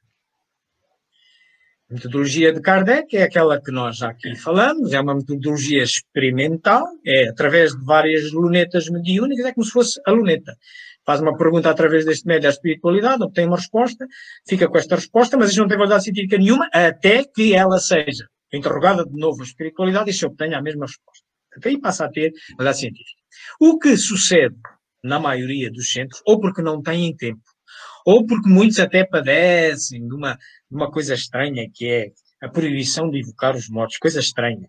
Se isso fosse proibido, não tínhamos codificação espírita, amigos, ok? Mas pronto, há muito disso. Então, acabam por, sim, há mediunidade, há efeitos mediúnicos, recolher mensagens de espíritos desencarnados, acabam por até referenciar muitos espíritos, parecem que são todos entes muito especiais, aquilo que eles dizem é verdade, e depois nós, do lado de cá, tomamos uma pseudo-autoridade porque vamos em reuniões de desobsessões, vamos resolver os problemas de todos os espíritos, esquecemos que a primeira e grande motivo para as reuniões é serem instrutivas.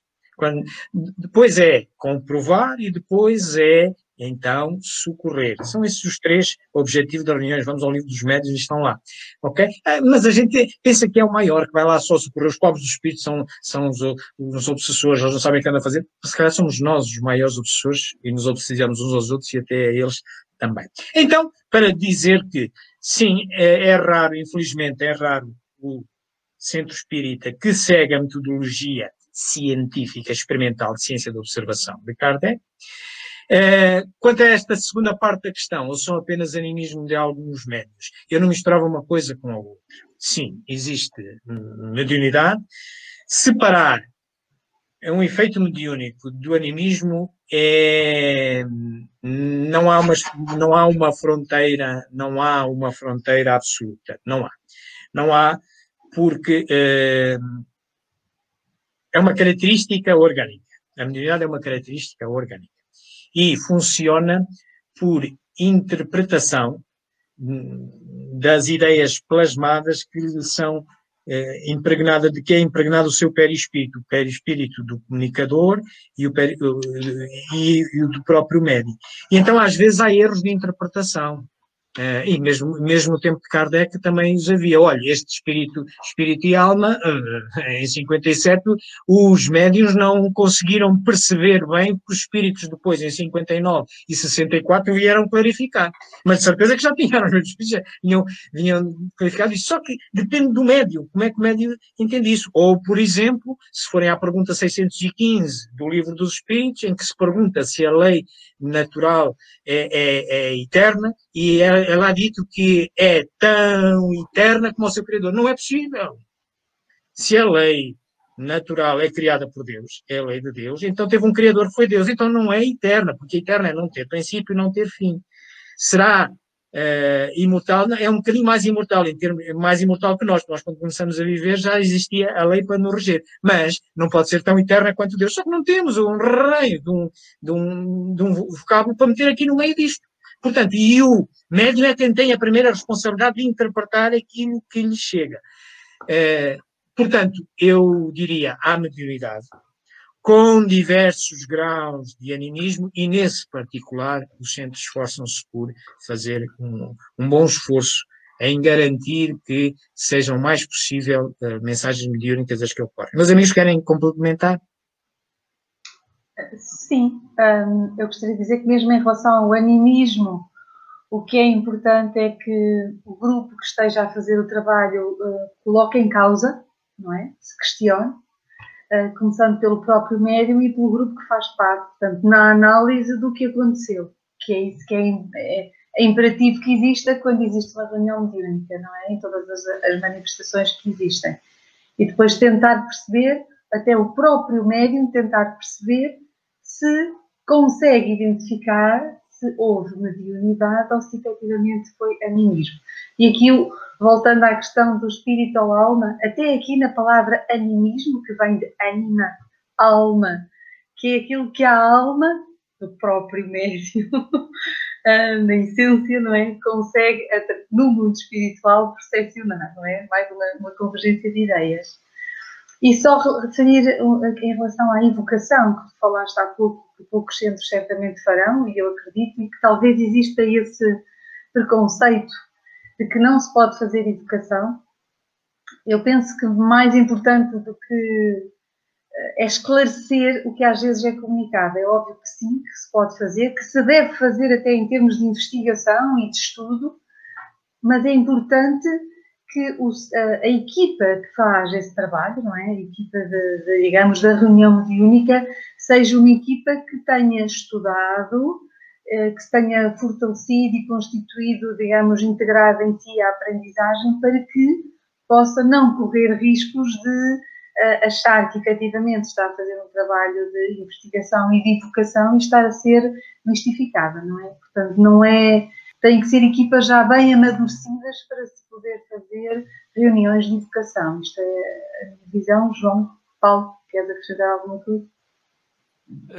Não, sem dúvida que, como o livro dos médiuns diz, nunca o fenómeno mediúnico é 100% mediúnico, ou seja, 100% sim, mediúnico. tem sempre uma componente anímica, e a educação do médium pode exatamente, pode ser e é de extrema importância exatamente para ensinar o médium a dominar essa componente naturalmente existente no processo, componente anímica naturalmente existente no processo mediúnico. Já agora gostava só também de fazer aqui uma provocação ao João, quando ele fala naquela questão filosófica de Deus e das suas leis. Também é importante refletirmos que quando falamos em tempo e o que é que existe primeiro e o que é que existe a seguir, estamos a falar numa sequência, não é? Numa sequência temporal, sequência essa que ela própria foi criada por Deus. Ou seja, Deus e as suas leis provavelmente estão fora de toda esta conjuntura temporal. E, portanto, nós quando referimos, quando tentamos falar sobre o assunto, já a nossa linguagem fica muito limitada, porque nós, estando condicionados ao espaço-tempo da nossa existência física, pelo menos enquanto encarnados, é-nos muito difícil, não é? Tentar perceber o que será a realidade fora do espaço-tempo. Portanto, quando a gente fala em imortal, portanto, imortal, quando não tem princípio nem fim, está-me a faltar agora. Eterno. Exatamente. Portanto, quando falamos de tudo isso, acabamos por talvez cair um bocadinho nas limitações da nossa análise, não é? da nossa capacidade de análise enquanto sujeitos ao espaço-tempo e do vocábulo. E tentando... Se tentarmos pôr-nos por fora disso, se calhar fica um pouco mais difícil chegarmos a uma conclusão em relação a essa questão que levantaste. Não sei se estás a entender a minha provocação, entre aspas. É só uma, enfim, mais uma achega para uma análise filosófica em relação à questão. É uma excelente achega. Eu só responderia ao desafio dizendo onde a minha inteligência consegue chegar no máximo, que é, compreendo a questão, o tempo não é universal, o espaço-tempo não é universal, basta mudar a gravidade ou a velocidade relativa e temos outras constagens, mas aqui, filosoficamente, podemos ir um passo mais além. É o Criador e a obra. O tempo também foi criado por Deus e as suas leis também foram criadas por ele, independentemente da contagem do tempo. Filosoficamente, há um Deus único que não teve início. Não pode ter tido início porque senão teria alguém, um ser atrás dele, esse é que era. Não é? Portanto, esse não teve início. E criou tudo. Se criou tudo, independentemente de podermos enfiar dentro de um tempo ou não, ele também criou o tempo. O que é certo é que a lei é sua. Se a lei é sua, teve que ter um princípio. Se teve que ter um princípio, não pode ser, tal como vem no Livro dos Espíritos, tão eterno. Eu estou a entender o teu raciocínio. E com isto termino. A questão é que nós, falar de algo não sujeito ao tempo, deixamos de, talvez, poder referir o antes e o depois, porque não há tempo. E então isso é uma realidade que a nós nos é desconhecida e que não conseguimos caracterizar, não é? Pronto. Sem dúvida. Mas lançaste um desafio filosófico excelente que nós reproduzimos para os nossos telespectadores, que é, leiam a primeira parte do Livro dos Espíritos, sobre as causas primeiras. E é deliciosa, é do melhor tratado filosófico que conheço. Endereça estas questões que o João está aqui a trazer. A questão do infinito. Dizermos que Deus é infinito é pegar numa coisa que não se conhece para definir outra que não se conhece também. Portanto, mas a gente só pode chegar onde a nossa razão vai. O que é certo é que a Deus convencionamos chamar o ente que criou tudo e que não pode ser criado por nada. E o tempo também foi criado por ele. É a partir daí depois explicar, mas, tal como o João já hoje referiu, a realidades distintas, nomes distintos. Nem que para isso necessitamos de conceituar. Uma coisa é definir. Para definir é ótimo. As ciências procuram definir, mas isso é preciso ter entidades conhecidas com as quais se comparam uma nova e então sai uma definição. Mas na ausência disso, e quando chegamos a temas filosóficos, temos é que conceituar, é com os parcos termos que temos, tentar explicar como nós aqui estamos a fazer, a filosofar. Bem-aja, João. Vamos seguir então? Temos aqui a nossa amiga Lubélia Dias, que nos faz uma pergunta. Dizem que as marcas de nascença é um sinal de onde e como perdemos a vida na outra encarnação. É verdade esse mito? Bom, Lubélia, esta pergunta tem aqui uma casca de banana.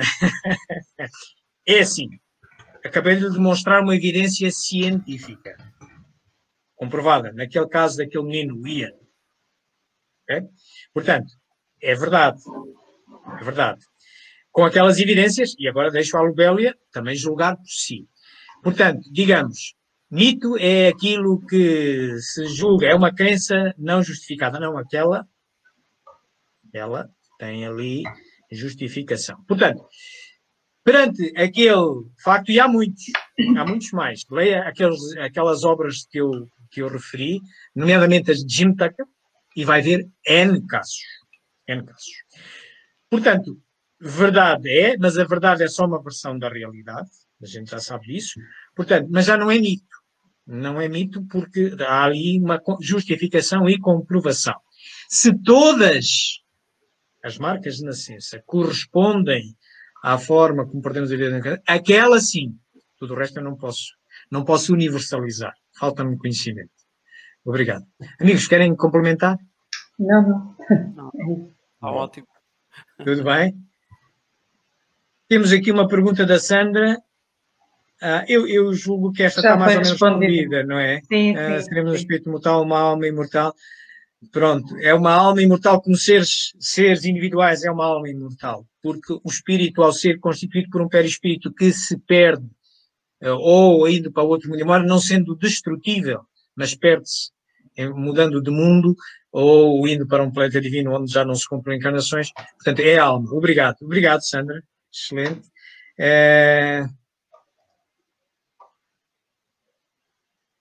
Vou aqui a ver se temos aqui mais alguma pergunta.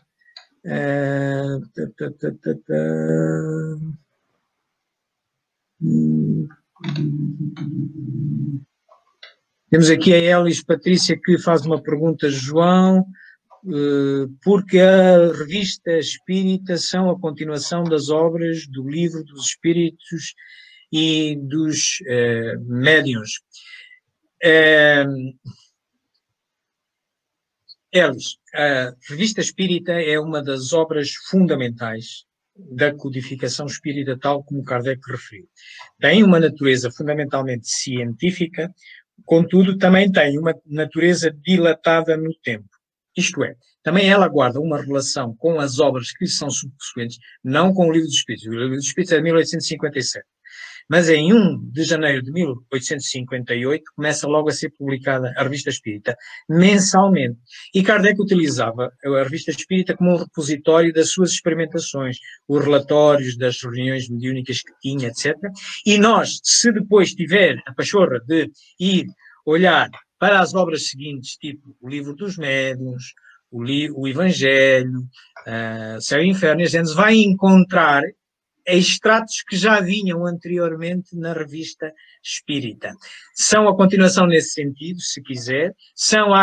As outras obras são a aglutinação de conhecimentos que já lá vinham referidos, e é para todas as obras, uma vez que a Revista Espírita foi, durante toda a vida de Kardec, desde 1 de janeiro de 58 até ele desencarnar, foi sempre ele a coligir e depois ainda continuou. Amigos, quereis acrescentar alguma coisa sobre isto? Não. Nada a acrescentar. Ok, muito bem. Diz aqui o nosso amigo Raimundo Marques, também gostaria de lançar um desafio ao meu querido irmão e amigo João Gonçalves. Tenho fé que um dia ele desliga as legendas automáticas. Nós já respondemos. Leonor, responde, faz favor. Responde. Nós respondemos, eu até respondi por escrito na página, na tua página, explicando precisamente isso, que era perdoem-me a redundância, mas é um automatismo do próprio Facebook e que ele teria que ir no canto inferior direito desativar as legendas automáticas. Portanto, não é uma escolha tua.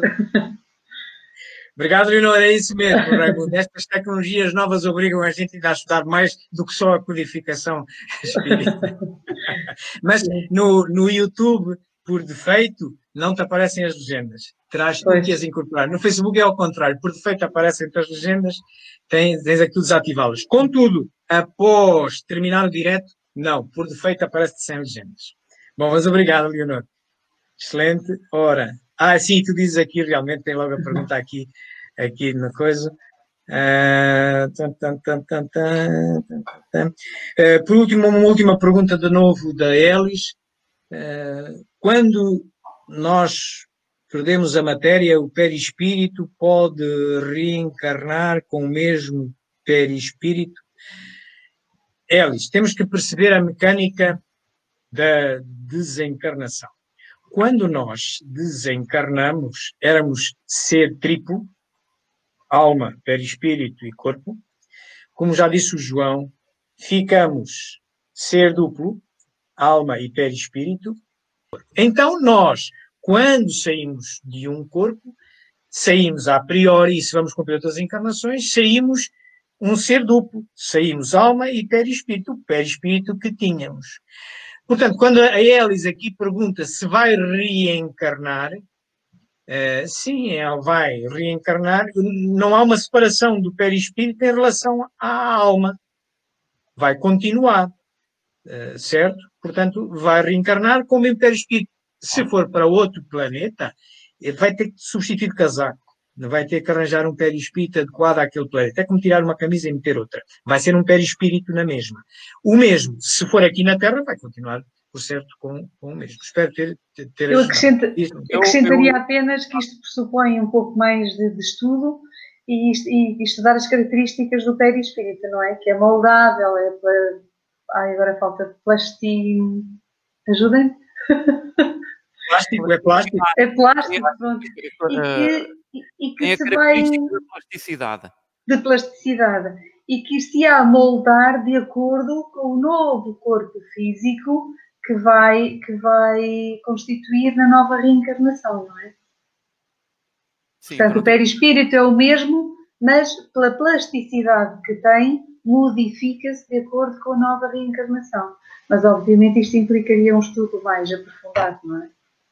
Pois, eu vou tentar muito rapidamente dizer só que parece-me que a questão da Elis é que imagina que o perispírito tem uma configuração para uma existência e a mesma configuração dessa existência pode ser utilizada para outra, mas não é assim pelas razões que a Leonor falou. O perispírito é moldável pela própria mente, tem características da plasticidade, entre outras, e então ele mesmo molda-se de maneira diferente para uma encarnação e para a outra, porque senão, se o perispírito não sofresse, enfim, transformações de uma reencarnação para a outra, nascia uma pessoa exatamente igual, algo do género. Não quero estar a lançar mais confusão, espero ter sido claro. Bom, meus amigos, não temos aqui mais nenhuma pergunta. Devolvo-vos a palavra, Leonor. Obrigada. Queria só, passaste há pouco aí uma mensagem da Ana Mendes, uma mensagem de Chico Xavier. A última que passaste, em que Manuel dizia a Chico, na dúvida segue sempre Allan Kardec, pois foi ele escolhido para codificar e compilar a doutrina dos espíritos.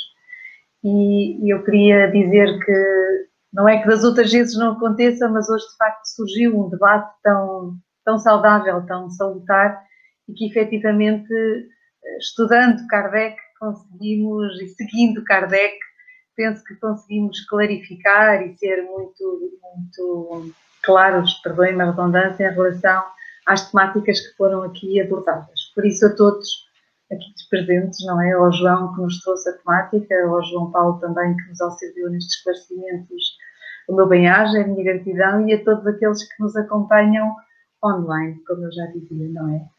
Por isso, obrigada a todos, o tempo já vai longo.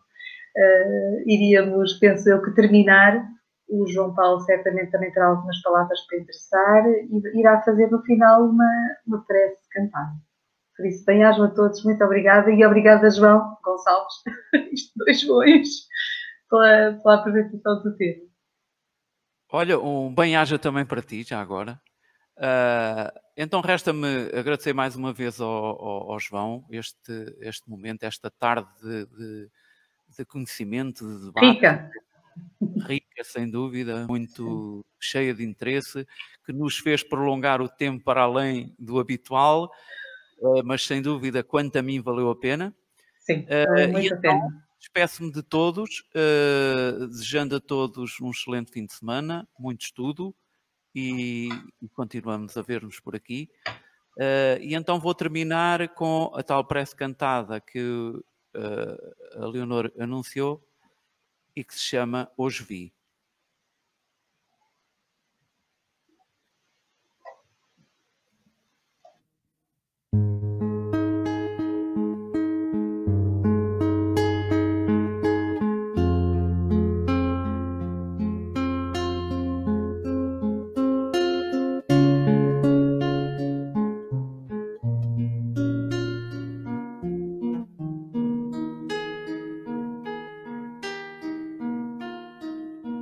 Hoje vi um sorriso como um raio de luar, gota de luz, pomba branca, rio, céu azul e o mar. Era Jesus que sorria como um astro branco que ilumina a terra, luz e calor. E um planeta onde não há dor, não há guerra, há paz e amor. Jesus sorria ao planeta onde é o Redentor Messias. Sua alma esquecedor vê alegrias, olha com esperança toda a humanidade.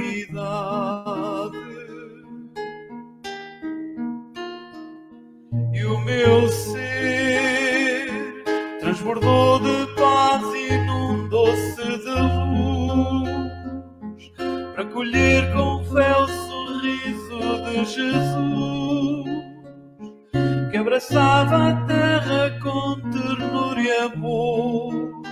Já não há dor. Este dia, corações floriram, rosas e jasmins, harpas tocaram. Sentimentos uniram seres afins, vozes cantaram.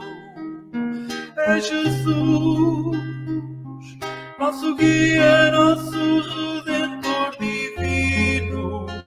Jatos de luz, cantemos este hino que une a terra com laços de amor. E o meu ser transbordou de paz, inundou-se de luz, para colher com fé o sorriso de Jesus, que abraçava a terra com ternura e amor. Já não há dor, já não há dor, já não há dor, a paz e amor.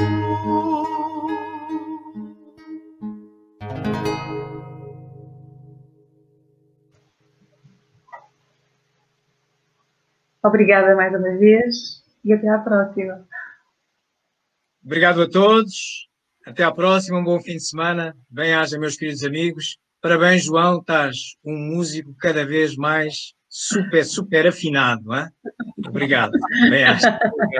Obrigada, Bom fim de bem-aja semana a a todos. todos.